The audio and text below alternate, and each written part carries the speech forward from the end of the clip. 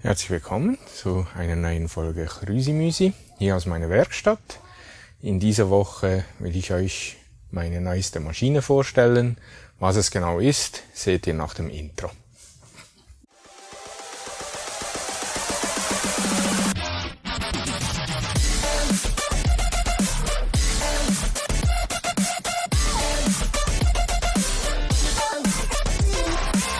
Ich habe mir diese Inka Abricht- und Dickenhobelmaschine zugelegt. Der Klaus Peter, ein Zuschauer von meinem Kanal, hat mir einen Tipp gegeben, dass momentan eine sehr günstig auf tutti.ch zu haben sei. Da habe ich mich natürlich sofort gemeldet, aber die war leider schon vergriffen. Ja, kein Wunder, die kostete auch nur knapp 100 Franken. Nichtsdestotrotz, vielen Dank Klaus Peter für den Tipp. Und er hat mich ja auch dazu motiviert, wieder etwas intensiver zu suchen. Und deswegen habe ich diese über ricardo.ch, so eine Auktionsplattform, ähnlich wie eBay, habe ich die mir gegönnt. Das war auch ein gutes Angebot. Der Preis war nicht ganz so günstig, aber für mich okay. Ich habe ja auch mitgeboten bis zu dem Betrag. Was der Maschine fehlt, ist hier dieses Handrad. Und ansonsten ist sie auch etwas überholungsbedürftig.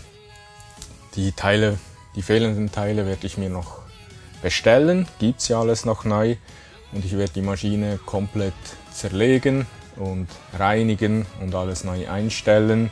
Da wird es ein YouTube-Video geben. Ansonsten läuft die Maschine. Ich musste noch etwas am Stecker ändern. Die lief rückwärts. Ich habe da aber die 2 Phasen noch getauscht, jetzt läuft sie auch wieder vorwärts. Von daher passt das alles. Zum Reinigen werde ich eine Natriumlösung benutzen. Da nehme ich Natriumpulver, Kernseife geriebene und werde eine Lösung damit ansetzen. Das soll ziemlich gut sein. Dann habe ich noch, wer es kennt, Metarex. Das ist so eine Polierwatte für Metalloberflächen.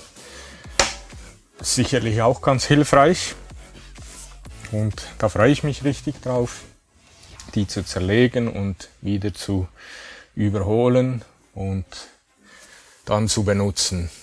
Für das Radioprojekt habe ich jetzt die Shellac-Lösungen 1:3, 1:6, das habe ich mir angesetzt. Da werde ich aber dann im Video noch näher darauf eingehen.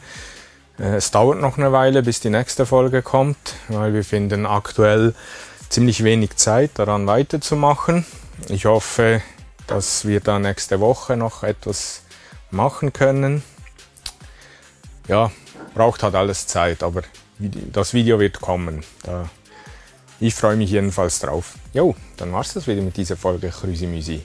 Ich hoffe, es hat euch gefallen. Schön, dass ihr mit dabei wart. War auch wieder eine kurze Folge, aber es folgen ja spannende Projekte wie das Radioprojekt, das Inka-Hobelprojekt, wird sehr cool.